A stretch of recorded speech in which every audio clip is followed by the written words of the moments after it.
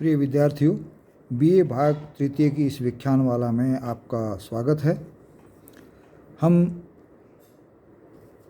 हिंदी साहित्य में आलोचना पर विचार कर रहे थे कि आलोचना नामक विधा जो है हिंदी में, उसकी चर्चा हम पिछले व्याख्यान में कर रहे थे और उसी चर्चा को आज हम जारी रखेंगे।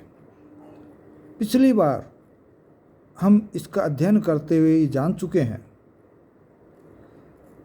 कि आलोचनाओं को मूलतः दो भागों में बांटा जा सकता है यदि इतिहास के कालक्रम के अनुसार जाने, रीतिकालीन समीक्षा और वर्तमान समीक्षा। तो रीतिकालीन समीक्षा का महत्व तो बहुत ज़्यादा नहीं है, ये हमने देखा था, और वर्तमान कालीन समीक्षा को हमने माना था कि इसको मूलतः 5 या 6 भागों में विभक्त किया जा सकता है, जिसमें हम भारतेंदु युग है, द्विवेदी युग है, शुक्ल युग है, शुक्लोत्तर युग है और अद्यतन युग भी हम उसमें शामिल कर सकते हैं, और मैंने आपको कारण भी बताया था। आज हम ये जो युग में हमने कल देखे थे उन पर थोड़ी थोड़ी संक्षेप में चर्चा कर लेते हैं कि इन युगों की क्या खासियत रही है और कौन कौन आलोचक इनमें प्रमुख हुए हैं, या इनकी कौन सी रचनाएं ऐसी है जो आलोचना के क्षेत्र में हम उनको महत्वपूर्ण स्थान देते हैं। तो आइए हम देखते हैं कि भारतेंदु युग की आलोचनाओं की कौन कौन सी विशेषताएं रही है। तो पहली जो विशेषता भारतेंदु युग की हम कह सकते हैं, उसके बारे में हम ये मानते हैं और ये हमें मानना भी चाहिए कि आलोचनाओं का वास्तविक जो शुरुआत का युग है उसको हम यदि माने तो वो भारतेंदु युग ही है, या ये कह सकते हैं कि वास्तविक शुरुआत जो है आलोचना की वो भारतेंदु युग में ही हुई है। उससे पहले आप मानिए रीतिकालीन युग में आलोचनाओं का अधिक महत्व नहीं था या अस्तित्व भी नहीं था। तो अस्तित्व होगा तो महत्व होगा, तो अस्तित्व नहीं के बराबर था। दूसरी जो बात हम इसमें देख सकते हैं वो हमारे सामने ये आती है कि इस युग में अधिकांश जो आलोचनाएं थी वो परिचयात्मक आलोचनाएं ही रही थी। इसलिए हम कह सकते हैं कि यह युग परिचयात्मक आलोचनाओं का युग ही रहा है। इसमें जो आलोचनाएं थी वो ज़्यादातर इस तरह की थी कि इसमें ज़्यादा वैचारिक गुम्फन नहीं था, बल्कि एक परिचय मात्र उस समय के साहित्य का या साहित्यकार का दिया जाना ही उस समय की परिपाटी में था। तीसरी जो बात हमारे सामने आती है कि इस युग में जो आलोचनाएं लिखी जा रही थी या लिखा जाना प्रारंभ हो गया था, वो है कि इस युग में जो पत्र पत्रिकाएं थी उनमें आलोचनाओं का लिखा जाना प्रारंभ हो गया था। और मूलतः हम इसका श्रेय दे सकते हैं हिंदी प्रदीप नाम की जो पत्रिका उस समय छपती थी, शायद भारतेंदु द्वारा लिखी गई थी ये, और जो 1877 से लेकर के 1910 तक चली थी। उस दौरान में आलोचनात्मक जो रचनाएं हैं वो इस पत्रिका में छपती रहती थी, और अन्य कई पत्रिकाएं भी थी, लेकिन मैंने एक महत्वपूर्ण पत्रिका का नाम लेकर के आपको एक उदाहरण के रूप में इसकी आपके सामने एक प्रस्तुति रख दी है। फिर अगली जो चीज़ आती है कि ये तो इस समय की जो विशेषताएं थी उनको देख सकते हैं हम। अब है कि इस युग में हालांकि आलोचनाओं का प्रारंभ हो गया था और जो रचनाएं हो रही थी, साहित्य रचा जा रहा था और उस पर जो समीक्षा हो रही थी वो भी हम मानते हैं कि लोग कर रहे थे, कोशिश जारी थी, लेकिन उसके बावजूद एक आध कमी भी इस युग की आलोचनाओं में थी, जो हम जानते हैं कि प्रारंभिक जो रचनात्मकता होती है, रचनाएं होती है, चाहे वो किसी भी क्षेत्र की हो, किसी भी विधा की हो, उसमें कमियां निश्चित रूप से अधिक मात्रा में मिलती है, बजाय इसके कि जब वो समय पा करके परिपक्व हो जाती है। तो परिपक्व जब हो जाती है तो उसमें संभावनाएं कम हो जाती है कमियों की, ये हम जानते हैं। एक तो इस युग की कमी थी, जो इस युग में जो समालोचनाएं लिखी गई उनमें सूक्ष्म काव्य सौंदर्य विधायक तत्वों को पहचानने की क्षमता नहीं थी।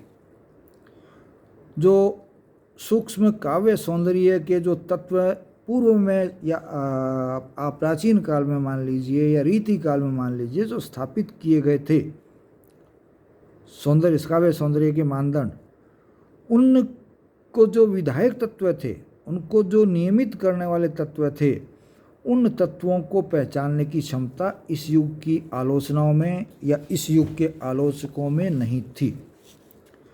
इसी के साथ साथ इससे मिलती जुलती एक और कमी आ जाती है इसमें, वो है कि नए ही रचनाओं में निहित जो जीवन मूल्य थे उनको सौंदर्य तत्वों से जोड़कर व्याख्यायित करने की शक्ति थी। पहली चीज़ तो ये हो गया, काव्य सौंदर्य विषयक जो विधायी तत्व थे उनको पहचानने की क्षमता भी नहीं थी पूरी तरह से, और फिर भी यदि कुछ करते थे तो उन सौंदर्य विधायक जो तत्व थे काव्य के, उनको जो उस समय के जीवन मूल्य थे उनके साथ जोड़ करके उनकी व्याख्या करने की क्षमता भी इस युग के रचनाकारों में नहीं थी। ये हुई इस युग की विशेषताओं, इस युग के आलोचनाओं की विशेषता। तो इन विशेषताओं के आधार पर हम एक चीज़ यहाँ मान सकते हैं कि इस युग में जो आलोचनाएं हमारे सामने आती है या किस तरह की आलोचनाओं का अस्तित्व हमारे दिमाग में रहा है, उस समय में रहा है, वो हमें पहचान में आ जाता है। वो ये है कि इस समय मूलतः 3 तरह की आलोचनाएं अस्तित्व में रही। भेद कर सकते हैं हम आलोचनाओं का। एक तो जो थी आलोचनाएं वो थी रीतिकालीन लक्षण ग्रंथों की परंपरा में लिखित सैद्धांतिक आलोचना। पहले प्रकार की जो आलोचनाएं इस युग में अस्तित्व में रही वो थी रीतिकालीन लक्षण ग्रंथों की परंपरा में लिखित सैद्धांतिक आलोचना, जिसमें सिद्धांत जो पहले से तय थे उनको स्थापित करना या उनके आधार पर चर्चा करना। दूसरा जो दूसरे प्रकार की जो आलोचनाएं इस समय उपलब्ध थी या उपस्थित थी या अस्तित्व में थी वो है ब्रजभाषा एवं खड़ी बोली गद्य में लिखी गई टीकाओं के रूप में। हम सीधा सीधा बोले तो कह सकते हैं कि टीकाओं के रूप में भी इस समय आलोचनाएं अस्तित्व में रही हैं। ब्रज और ख़ास तौर से ब्रजभाषा और खड़ी बोली, इन दोनों में लिखी गई टीकाएं जो है हमको उपलब्ध हो जाती है। तीसरी जो भेद या तीसरा जो व्याख्याओं का आलोचनाओं का जो रूप हमारे सामने रहा वो था इतिहास ग्रंथों में कवि परिचय के रूप में। तो बहुत से आलोचक या बहुत से हमारे विद्वान ऐसे थे जिन्होंने कोई विशेष आलोचनात्मक ग्रंथ तो नहीं लिखे, लेकिन बहुत से कवियों को एक स्थान पर रख करके उनका परिचय पुस्तक के रूप में हमको दिया। तो हम कह सकते हैं कि 3 प्रकार से आलोचनाएं इस समय अस्तित्व में थी। अब आते हैं कि हमने 3 भेद तो कर दिए, तो कितनी रचनाएं जो आई वो महत्वपूर्ण थी जिनको हम ध्यान दे सकते हैं। हम उनमें से कुछ रचनाओं का और कुछ आलोचकों का यहाँ परिचय लेंगे। तो हम कह सकते हैं कि ज्वाला स्वरूप नामक जो विद्वान थे उन्होंने रुद्र पिंगल जो 1869 में लिखा, ये एक प्रकार का आलोचनात्मक ग्रंथ उस समय हमको मिल जाता है। इसके साथ साथ जगन्नाथ दास रत्नाकर ने घनाक्षरी नियम रत्नाकर में जो 1897 में लिखी गई थी उसमें भी आलोचनात्मक चर्चा हमारे सामने रखने की कोशिश की है। सरदार कवि भी एक महत्वपूर्ण आलोचक इस समय के माने जाते हैं। इनकी कवि प्रिया, रसिक प्रिया और बिहारी सतसई प्रमुख इनकी रचनाओं में आती है, जिनमें इन्होंने रस पर या कवि काव्य से संबंधित जो तत्व हैं उन पर आलोचना या समीक्षा की है, विचार व्यक्त किए हैं। लल्लू लाल ने लाल चंद्रिका जो कि 1819 में लिखी गई थी, उसमें उस समय जो ग्रंथ थे उनके आधार पर आलोचना या समीक्षा करने की कोशिश की। मैं यहाँ कोशिश शब्द का प्रयोग कर रहा हूँ क्योंकि इस समय तक आलोचनाएं पूरी तरह से विकसित नहीं हुई थी। प्रभुदयाल पांडे भी इस युग में एक लेखक हुए हैं जिन्होंने बिहारी सतसई 1896 में जो है चर्चा की थी, बिहारी पर चर्चा की थी, बिहारी ने जो काव्य रचा उस पर चर्चा की थी।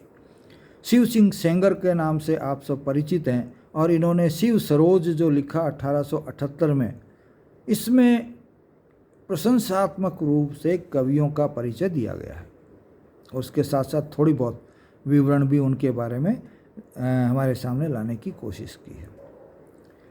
जॉर्ज ग्रियर्सन जो है, जो हिंदी के ये मान सकते हैं कि एक प्रमुख प्रारंभिक इतिहासकार माने जा सकते हैं। हालांकि इन्होंने जो ग्रंथ लिखा वो हिंदी में नहीं था, लेकिन इन्होंने कोशिश की कि पहली बार एक व्यवस्थित रूप से हिंदी साहित्य के इतिहास पर एक दृष्टि डाली जाए। इन्होंने the modern vernacular literature of northern India नामक अपनी पुस्तक में हिंदी साहित्य के कालक्रम के अनुसार इतिहास लिखने की कोशिश भी की है, तो उसके साथ साथ थोड़े बहुत उस समय के साहित्य की अच्छाइयों पर, बुराइयों पे, गुण पे, दोषों पर या कवियों की विशेषताओं पर ध्यान देते हुए इसमें थोड़ी सी वर्णन करने की कोशिश की है। इसके अलावा बद्री नारायण चौधरी जो प्रेमधन के नाम से प्रसिद्ध थे, उन्होंने भी कुछ रचनाएं लिखी। इन्होंने श्रीनिवास दास कृत संयोगिता स्वयंवर और गदाधर कृत बंग विजेता के जो अनुवाद थे उनकी विस्तृत आलोचना अपनी पुस्तक आनंद कादंबनी में की है। कौन सी पुस्तक में की है? आनंद कादंबनी में की है। और किन पुस्तकों की है? श्रीनिवास दास कृत संयोगिता स्वयंवर और गदाधर कृत बंग विजेता नामक जो अनुवाद थे, उन अनुवादों की आपने आनंद कादंबनी नामक अपनी पुस्तक में चर्चा की।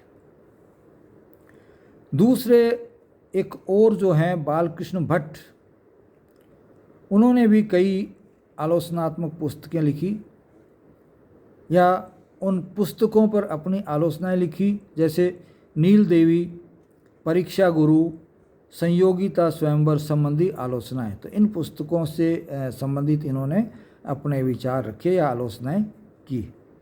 अब आते हैं इस युग, ये तो हमने किताबों के रूप में देख लिया या लेखकों के रूप में देख लिया, जिनमें जो सैद्धांतिक आलोचनात्मक ग्रंथ है वो भी देख लिए, टीका रूप में जो ग्रंथ है वो भी देख लिए, परिचयात्मक रूप में जो ग्रंथ है वो भी देख लिए।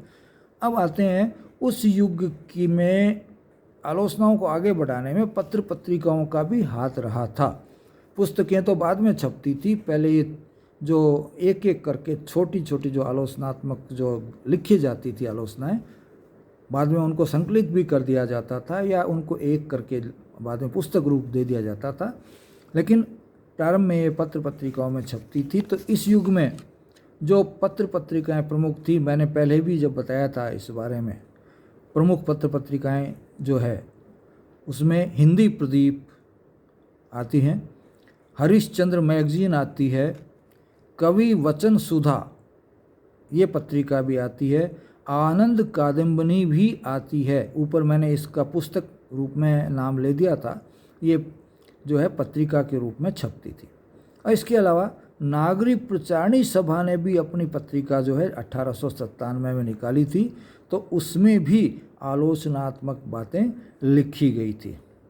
और हम कह सकते हैं कि नागरिक प्रचारणी जो पत्रिका थी जो 1897 में लिखी गई थी, उसके माध्यम से ही सैद्धांतिक और गवेषणात्मक रूप की आलोचनाएं हमारे सामने आ सकी, या आलोचनाओं ने सैद्धांतिक और गवेषणात्मक रूप को प्राप्त किया काफ़ी हद तक, ये हम कह सकते हैं। तो इस तरह से हम देखते हैं कि भारतेंदु युग में आलोचनाओं की विशेषताएं क्या थी, कमियां क्या थी, कौन कौन से प्रकार की आलोचनाएं उस समय उपस्थित थीं, उस समय के प्रमुख आलोचक कौन थे, उनकी रचनाएं कौन सी थी और वो कब लिखी गई। कुछ रचनाओं के मैंने सन भी आपको बताए हैं, जो आगे कभी जब आप प्रतियोगी परीक्षाओं में बैठेंगे तो काम आने वाली चीज़ें हैं ये।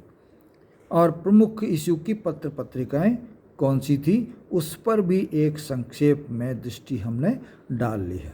इसी के साथ हमारा ये व्याख्यान समाप्त होता है। आगे की चर्चा हम जारी रखेंगे द्विवेदी युग की, उसमें फिर कल चर्चा करेंगे। धन्यवाद। जय भारत, जय हिंद।